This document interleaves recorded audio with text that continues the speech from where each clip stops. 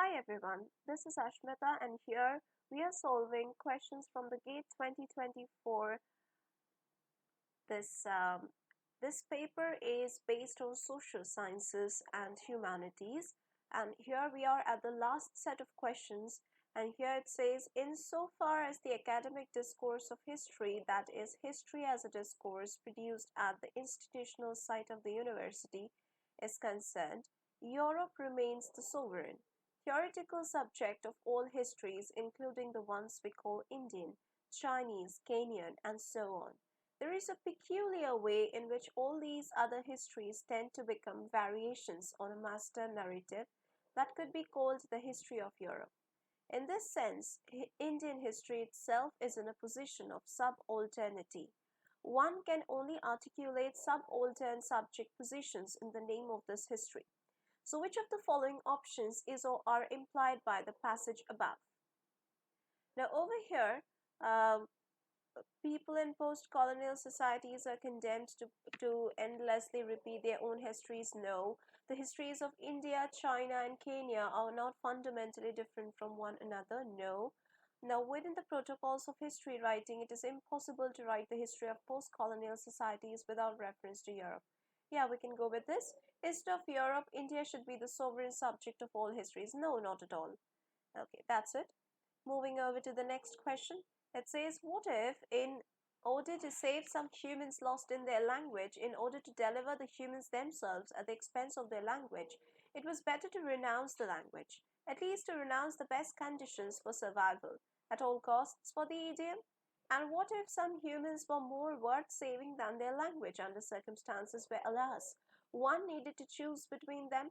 For we are living in a period in which the question at times arises. Today, on this earth of humans, certain people must yield to the homo hegemony of dominant languages. They must learn the language of the masters of capital and machines. They must lose their idiom in order to survive or live better. So on the basis of this passage, which of the following option or options is correct? The writer of this passage is.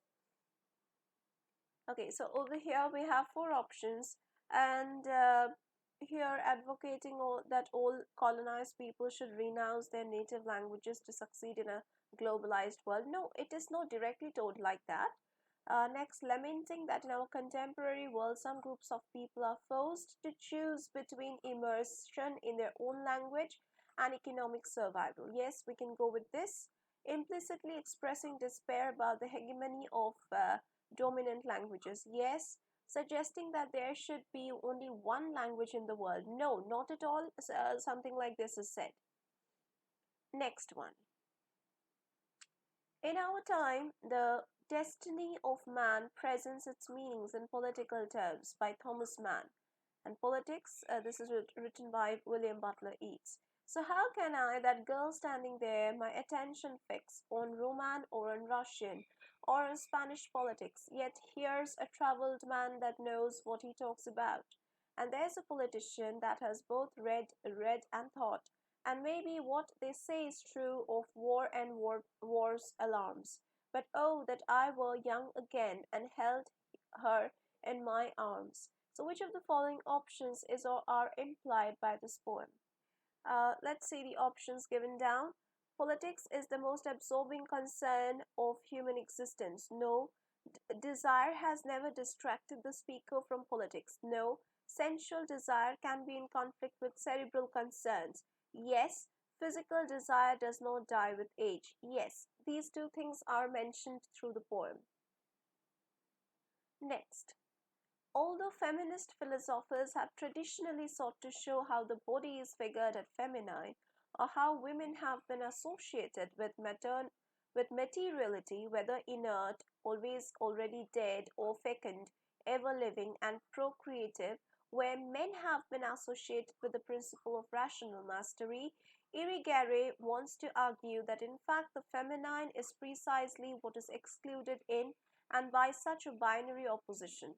In this sense, when and where women are represented within this economy is precisely the site of this eraser. So which of the following options over here is implied by this passage? So over here, Irigary's work does not replicate the stance of traditional feminist philosophy. Yeah, we can go with this. Irigary radically questions the mind or body distinction from a female perspective. Yes, for Irigary, the place assigned to women, even by some feminist philosophers, may in fact serve to erase them.